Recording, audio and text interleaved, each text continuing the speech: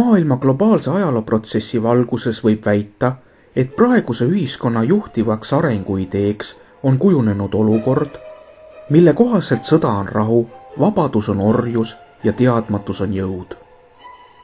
Selline kunstlikult loodud vaatenurk domineerib meie praeguses kultuuriruumis, hävitades pikkamööda põliskultuure, pannes meid mulgipudru asemel hamburgereid sööma ja asendades meie rahvariided pikkamööda hullusärgiga, mille saate endale lähimast supermarketist osta.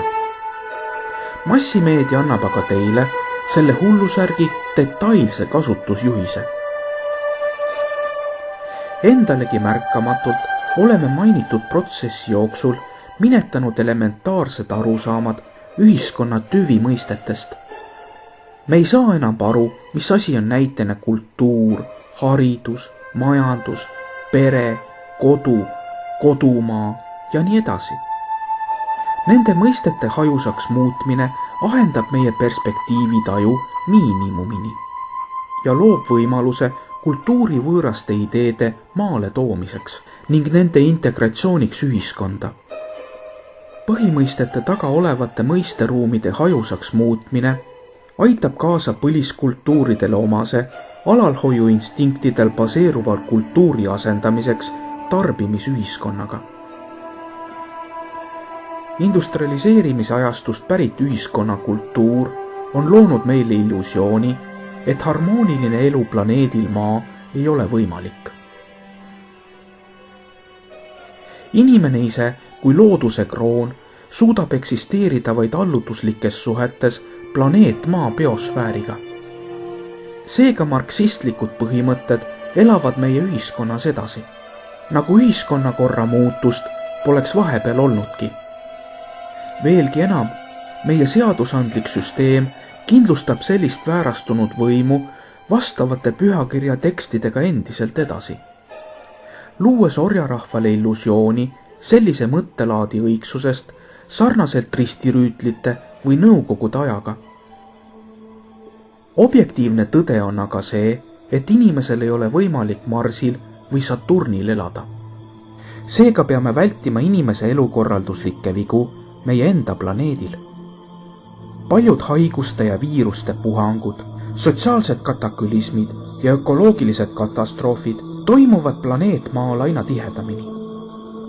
Neid serveeritakse teadusringkondade poolt meile kui vahetut maailma ülerahvastamise probleemi. Et reaalselt aru saada ülerahvastamise probleemist, siis kujutame endale ette, et me kuulutame välja üldise mobilisatsiooni ja koguksime kogu maailma rahva ühte kohta kokku.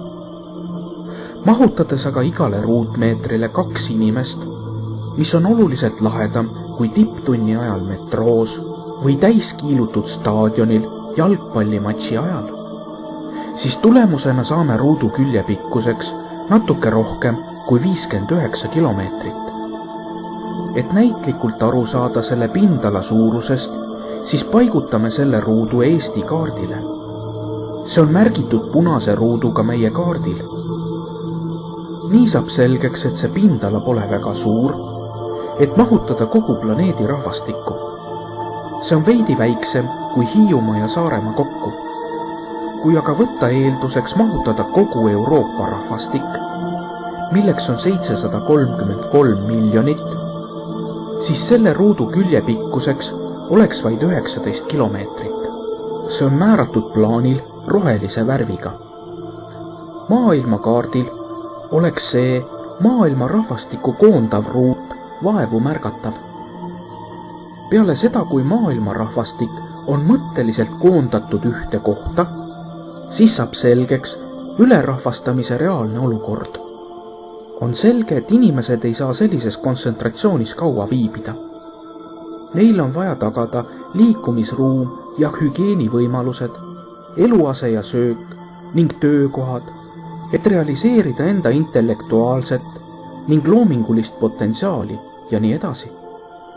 Nüüd aga, kui sai selgeks, et kõigile ruumi jätkub tuhandeteks aastateks ette, tõstatub küsimus, kuidas mõistlikult jaotada inimesi üle kogu planeedi, kuidas korraldada nende eluolu, kuidas neid rakendada enda kodusel maal, nii et enam ei tekiks ülerahvastuse tunnet. Võib väita, et tänase küla plaan on sellise elukorralduse projektsioon, mida tema elanikud viljelevad. Selle kaudu väljenduvad otseselt ühiskonna prioriteedid ja ideaalid, tema kõlblusnormid ja käitumisloogika, tema tarbimisvajadused ja mis ei ole vähetähtis, üldine juhtimiskultuur, kogu tema ebaadekvaatsuses ja kaasavaraga. Selle juhtimisprotsessi kujutluspildiliseks ilminguks on metropoliseeruv linnastumine. Alguses mitmekülgsena tunduv ja kogu maailma hõlmav metropoliseeruv linnastumine on oma olemuselt tegelikult üheülbaline ja monokultuurne. Näiline erinevus peitub vaid dekoratsioonide muutuses. Sisuline pilt on aga igal pool ühesugune. Igal pool võime märgata linnade ülerahvastust, linnaelanikkonna tervisenäitajate langust, avariide, erakorraliste olukordade ja kriisiolukordade kasvu ning muud säärast. Algseks elanikkonna eluvormiks oli küla ja kõik meie praegused linnad on välja kasvanud küladest. Kuna küladele ei seatud kasvupiiranguid, siis see viis küla territooriumi stiihilise suurenemiseni. Tulemusena need, mis ennem olid mõne sammu kaugusel, haiglad, gümnaasiumid, poed, raudteejaamad ja nii edasi, kaugenesid teineteisest kilomeetrite kaugusele. Nende vahemaade läbimiseks aga ehitati teesid, laiendati tänavaid ja hävitati seega elamisruumi. Minevikus oli linnastumise peamiseks motivaatoriks kirikukorra pressing, mis on tänaseks asendatud ideoloogilise propagandaga. Just vaimse vabaduse saavutamiseks ja religioosse pressingu eest põgenesid inimesed linnadesse, kus neid ootas madalama astme pressinguna juba ees liigkasu võtmine. Liigkasu võtmine on loonud metropolidesse kunstliku protsessi ehk igapäevase töömigratsiooni. Hommikul sõidetakse perifeeriast linna ja õhtul tagasi. See on omanäoline metropolide gravitatsioon, mis põhjustab inimressursi tõuse ja mõõne. Objektiivsetel põhjustel laieneb paralleelselt urbaniseerumise protsessiga vastassuunaline deurbaniseerumise protsess. Me teame, et iga suuremat linna ümbritsevad rohelise rõngana suvilate ja aiamajade regioonid, mida hävitab pidevalt perifeeriasse laienev linnaehitus. Inimesed tunnevad linnakeskkonna ebaloomulikkust ja püüavad alateadlikult värske õhu kätte. Kuna deurbaniseerumise protsess toimub kaootilise printsiibi alusel, siis see ei ole alternatiiv, vaid on äärelinnade metropoliseerumise osa, sest pisikesed suvilatega maalapid ei ole piisavad täisväärtuslikuks eluks ja täidavad vaid puhkepäevade kuurortrajooni funktsiooni. Täisväärtuslikuks alternatiiviks äärelinnade metropoliseerumisele ja metropoliseerumisele üldse peab saama aedlinnakuline urbaniseerumine. Aedlinnakulise urbaniseerumise aluseks on perekond, kui kõige tähtsam institutsioon üldse. See on kui seeme, millest kasvab välja ühiskond. Ühiskonna arengu aluseks saab olla perekond. Mitte see, kui efektiivselt seda perekonda riik maksustada suudab. Lähtuvalt sellest peaks vastavate elukeskkondade kavandamine, ehitamine ja projekteerimine omama väga olulist rolli ühiskonna arengu prioriteetide nimekirjas, mille alusel määrata riigi arenguvektori eesmärki. Kui aga arutada, mida tähendab sõna perekond, siis tekib küsimus, milline on selle perekonna isikkoosseis. Meie arusaamise kohaselt on selleks abielus täiskasvanud ja nende vanavanemad pluss vähemalt 2 last, kelle eostavad, sünnitavad ja kasvatavad üles need, kes on abielu sõlminud. Seega perekond, see on lapsed, tema ema ja isa, 2 vanaema ja 2 vanaisa, kes on kõik lähedased sugulased. Sellise täisväärtusliku perekonna jaoks peab ka vastava maja projekteerima. Lapsi saab kasvatada maal, mitte betoonist pilvelõhkujates. Sellise perekonna mõiste korral sobib majaks 10x10 meetrine või suurem ühekordne maja. On iseenesest mõistetav, et sellise maja ehitusmaterjalid peavad olema ökoloogiliselt puhtad, minimaalse polümeersete ja sünteetiliste materjalide kasutamisega. Peremaja ja krunt peavad moodustama ühtse terviku, mis moodustab aia. Hoovi suuruse määrab pereliikmete arv, arvestusliku miinimumina 300 inimese kohta.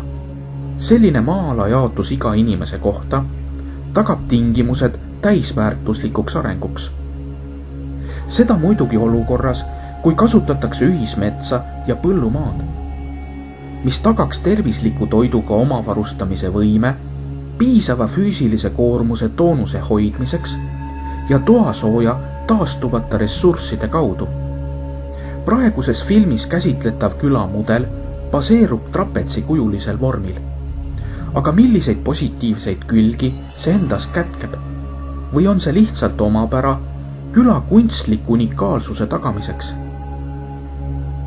Esiteks on trapets kõikidest võimalikest vormidest vähem kasutusel olev, kuid ei tekita probleeme, kui me tahame küla reaalselt ehitama hakata konkreetsel maa-alal.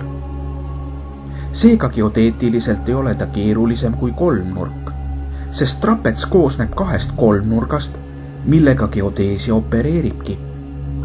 Trapets on lähedane meil levinud harjumuslikule nelinurgale, mis välistab võõristamise nii ehitajate kui järgmiste omanike poolt.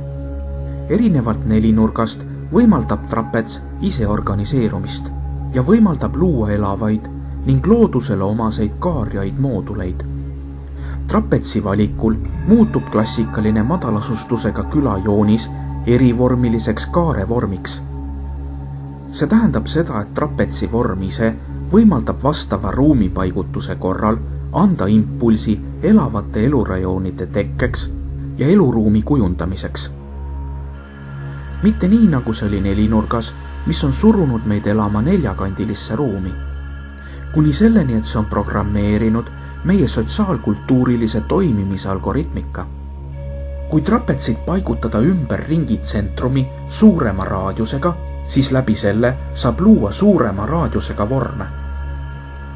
Maatükid moodustavad teineteisega ühtse rajooni, mille vahel on puhvertsoonid metsa ja põõsastega ja mille laius ulatub 10–15 meetrini. Puhvertsoonid ja aiad ei vaheldu omavahel vahetult. Nende vahel on 10–15 meetrit vaba ruumi. Küla suurus on mõistlik kujundada selliselt, et jalgsi jõuaks ühest küla otsast tsentrumisse 20–30 minutiga. Kui jalgsi liikumise kiirus on 3–5 kilomeetrit tunnis, siis küla diameeter ulatub 3–3,5 kilomeetrini, mis moodustab pindala 1000–1500 hektarit. Rahvaarv selles külas ei tohiks olla suurem kui 2000–3000 elanikku. Et iga elanik oleks isiklikult tuttav ja täisväärtuslikes suhetes vähemalt 1/3 kogu elanikkonnast. Ülejäänud tutvused kompenseeritakse tuttavate ringi ristsuhete kaudu, et edaspidi mitte panustada urbanistlikesse monstrumitesse, siis külaplaan ja tema struktuur peab endas kätkema algoritmi, mis ennetaks külade ülemäärast kasvu ja mis tasakaalustaks inimtegevuse ja looduse vahelist tasakaalu, et ei tekiks jälle olukorda, kus teineteisest on eraldatud puhkealad ja töötegemise kohad. Seega peab olema loodus küla lahutamatu osa, mitte nii, nagu see on praegu, kui loodusesse saab jõuda vaid linnast väljasõidul. Selleks, et madalasustusega külal oleksid kasvupiirid, mida külasisene algoritm suunaks ja hoiaks, sai küla ruumilise planeeringu aluseks võetud kuusnurkne vorm. Laialt on tuntud kuusnurga omadused, nagu maksimaalne lihtsus ja püsivus, mitmetasapinnaline sümmeetrilisus ja universaalsus. Kuusnurk on vahelüli ringi ja kolmnurga vahel. See tähendab, et kuusnurk omab endas lahendust, kuidas ühendada meid ümbritsevat ümarust kolmnurga stabiilsusega. Kui klassikalises kuusnurgas puuduvad piirangud ülemääraseks kasvuks. Kui võtta arengu aluseks puhas kuusnurk, siis ta ei erine kolmnurga omadusest tasapinnaliselt suureneda. Seega on vaja ta ellu äratada ja säilitada sisemine arengudünaamika. Selleks tehti vastav kohandumus. Näitena looduses ja maailmaruumis kohtame spiraalseid arenguvorme, mille arengu aluseks on kuldlõige. Selliseid näiteid on palju ja nende kohta saab parema ülevaate internetist. Proovime ka ühendada need kaks alglätet kuusnurga stabiilsuse ja spiraali dünaamilisuse meie küla väljaarendamisel. Klassikalise kuusnurga loomiseks võtame me ühe külje, asetame selle tasapinnale, seejärel liidame sellele samasuguse külje 60-kraadise nurga all. Tegutsedes niiviisi, siis jõuaksime 6 sammu pärast sulgunud vormini ja saaksime korrapärase kuusnurga. Dünaamiliselt areneva kuusnurga loomiseks paigaldame esimese külje, seejärel paigaldame järgmise külje 60-kraadise nurga all, kuid pikendame külje pikkust kuldlõike pöörlemise alusel. Nii toimime me ka kõigi teiste külgedega. Tulemusena saame dünaamiliselt areneva kuusnurkspiraali. Lõpmatuse spiraali, mis kätkeb endas kuldlõike alget. Kuid me ehitame spiraali sisse rohelise koridori, mille laius suureneb vastavalt kuldlõikele igas sektsioonis. Niiviisi leitaksegi tasakaal metsamassiivi ja elamispinna vahel. See metsakoridor peab olema kaitstud täisehitamise eest. Sellises kvaliteedis on see ökoloogiline ressurss, mis tagab küla püsimajäämise. Madalasustuse Aedlinnaku küla ühendab endas linnale omaseid teenuseid ja küladele omast looduslähedust.